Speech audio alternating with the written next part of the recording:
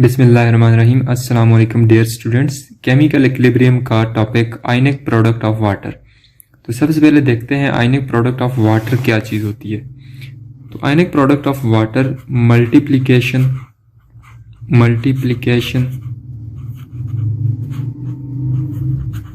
Of constituent concentration of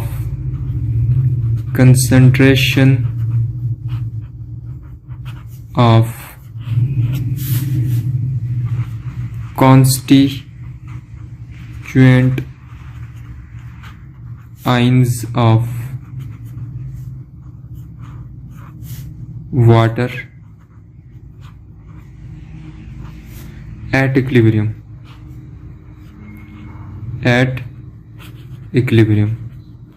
के equilibrium की state पर वाटर के जो मेकिंग आइंस हैं उनकी कंसंट्रेशन का जो मल्टीप्लाई होता है उसे आयनिक प्रोडक्ट ऑफ वाटर कहते हैं। अब अगर वाटर की इक्वेशन हम लोग लिखें तो वाटर एक तो अपने आप ही आयोनाइज होता है और वाटर एक वीक इलेक्ट्रोलाइट है।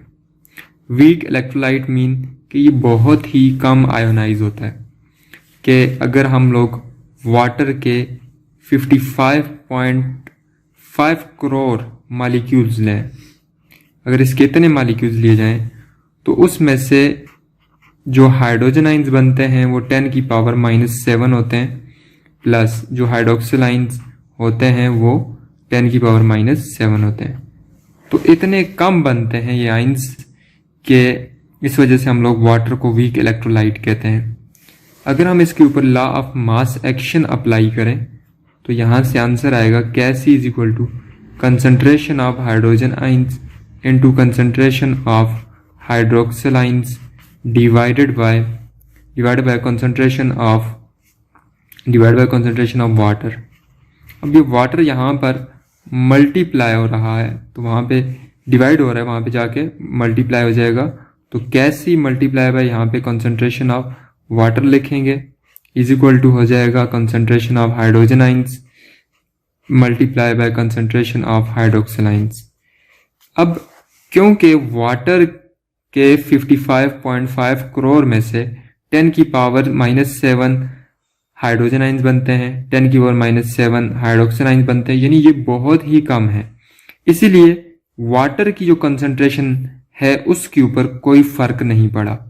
जैसे किसी दरिया में से एक गिलास पानी का आप लोग उठा लेते हैं तो उस दरिया के पानी की जो मिकदार होती है उसके ऊपर कोई फर्क नहीं पड़ता। तो इसी तरह यहाँ पर जो वाटर की कंसंट्रेशन है वो भी कांस्टेंट मान ली जाएगी और गैस ही ऑलरेडी कांस्टेंट है। इन दोनों कांस्टेंट का जो मल्टीप्लाई है वो एक और कांस्टेंट के बराबर होता है जिसको हम लोग कहते हैं KW। तो KW इज इक्वल टू हो जाएगा हाइड्रोजन आयन की concentration multiply by hydroxyl ion concentration. अब 25 डिग्री सेंटीग्रेड पर यह फाइंड आउट किया गया है कि 25 डिग्री सेंटीग्रेड पर जैसा कि मैंने आपको बताया कि 55.5 करोड़ में से 10 की पावर -7 हाइड्रोजन आइंस बनते हैं और 10 की पावर -7 हाइड्रोक्सिल आइंस बनते हैं। तो अब यहाँ पे वैल्यूज अगर हम लोग पुट करें तो यहाँ से आंसर आएगा 10 की पावर -7 मल्टीप्लाई बाय 10 की पावर -7। तो आंसर आ जाएगा KW will be equal to 10 की पावर -14। इसका मतलब आयनिक प्रोडक्ट ऑफ वाटर जो है वो 10 की पावर -14 के बराबर है 25 डिग्री सेंटीग्रेड पर। और आयनिक प्रोडक्ट ऑफ वाटर जो है जैसे मैंने डेफिनेशन में बता दिया कि it is the multiplication of making ions of water at equilibrium कि इक्विलिब्रियम की स्टेट पर वाटर को बनाने वाले आइंस की कंसंट्रेशन का जो मल्टीप्लाई है वो KW के बराबर है। अब KW जो होता है इसकी वैल्यू जो होती है वो डिपेंड करती है टेम्परेचर पर। अगर आपने टेम्परेचर 25 डिग्री सेंटीग्रेड रखा हुआ है तब तो इसकी वैल्यू 10 की पावर -14 होगी, लेकिन जैसे ही टेम्परेचर बढ़ा दिया जाएगा, अब क्योंकि ये जो वाटर का रिएक्शन है H2O, इसमें जब हम वाटर के मॉलिक्यूल को तोड़ते हैं तो इससे बनता है हाइड्रोक्सिल आयन की कंसंट्रेशन है, मीन के ये रिएक्शन एंडोथर्मिक रिएक्शन है। मीन के ये रिएक्शन एंडोथर्मिक है। क्यों? कि इस रिएक्शन में बॉन्ड ब्रेक होता है और बॉन्ड ब्रेक होने के दौरान एनर्जी चाहिए होती है, तो एंडोथर्मिक रिएक्शन है। अगर हम लोग टेम्परेचर बढ़ाएंगे तो लेकेटलियर प्रिंसिपल के मुताबिक रिएक्शन फॉरवर्ड जाएगा। अगर हम टेम्परेचर बढ़ाएंगे, जब रिएक्शन फॉरवर्ड जाएगा तो हाइड्रोजन आयन की कंसंट्रेशन ज़्यादा बनेगी। जब हाइड्रोजन आयन की कंसंट्रेशन ज़्यादा बनेगी, इट्स मीन के पीएच क्या रहेगी? कम हो जाएगी, पीएच कम हो जाएगी। और टेम्परेचर ज़्यादा करने से जाहिर है हाइड्रोक्सिल आयन की कंसंट्रेशन भी तो इंक्रीज होगी। तो जब हाइड्रोक्सिल आयन की कंसंट्रेशन भी इंक्रीज होगी तो इससे पीओएच क्या हो गई? कम हो गई।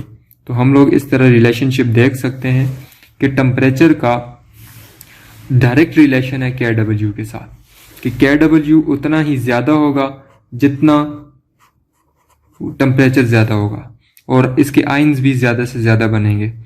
अब ये टेम्परेचर डिपेंडेंट है, तो टेम्परेचर कम करने से इसकी आयोनाइजेशन कम की जा सकती है। तो ये है आयनिक प्रोडक्ट ऑफ वाटर।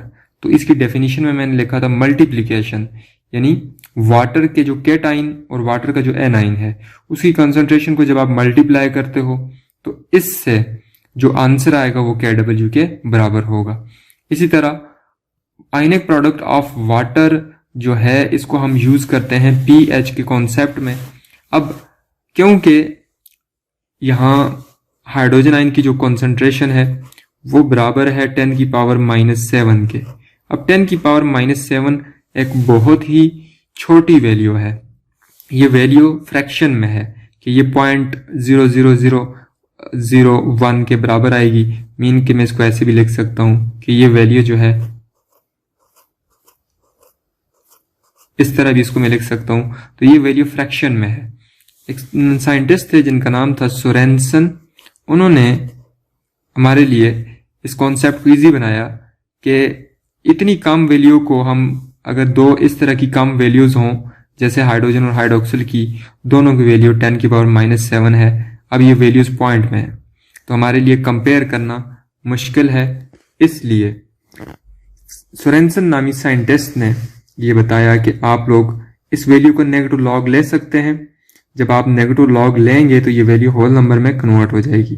तो अगर हम लोग negative log of hydrogen ion concentration जो कि 10 की पावर -7 है, अगर इसका नेगेटिव लॉग लेंगे, इस वैल्यू का 10 की पावर -7 का नेगेटिव लॉग लेंगे तो ये बराबर हो जाएगा 7 के। मीन के एक फ्रैक्शनल वैल्यू होल नंबर में कन्वर्ट हो चुकी है। जब कभी भी आपको वैल्यूज 10 की पावर माइनस में मिलेंगी, आप उनका नेगेटिव लॉग लेंगे तो वो होल नंबर में आएंगी। तो उससे क्या होगा? कंपेयर करना आसान होगा। और negative log of hydrogen ion concentration pH के बराबर होता है, जबकि negative log of hydroxyl ion जो कंसंट्रेशन होती है वो POH के बराबर होती है। मीन के नेगेटिव लॉग जब हाइड्रोक्सिल आयन कंसंट्रेशन का भी लिया जाएगा तो इसकी वैल्यू भी यहाँ से 7 आएगी, क्योंकि हाइड्रोक्सिल आयन की कंसंट्रेशन भी 10 की पावर -7 है। और अगर हम pH प्लस POH दोनों प्लस करें तो आंसर कितना आएगा? 7 + 7 = 14 के बराबर आ जाएगा। तो अब इट्स मीन कि जो pH प्लस POH होती है वो 14 के बराबर होती है। यानी pH स्केल में pH जो होती है, यानी pH जब कभी भी हम इसका स्केल ड्रा करें तो ये 1 से लेकर 14 तक होगा। 7 इसका न्यूट्रल पॉइंट होगा और जितना यानी 7 से कम जो pH होती है उस पर हाइड्रोजन आयन की कंसंट्रेशन ज्यादा होती है as compare to hydroxyl ion concentration. जबकि 7 से जब pH ज्यादा होती है तो उस केस में हाइड्रोक्सिल आयन की कंसंट्रेशन ज्यादा होती है, हाइड्रोजन आयन की कंसंट्रेशन कम होती है जब pH 7 से ग्रेटर होती है। तो जो आयनिक प्रोडक्ट ऑफ वाटर का कॉन्सेप्ट है ये pH और POH को भी एक्सप्लेन कर रहा है और इसी से हम लोग pH को समझते हैं। तो आज के लिए इतना ही काफ़ी है। अगर आपका कोई क्वेश्चन हो तो आप कमेंट बॉक्स में लिख सकते हैं। अल्लाह हाफिज़।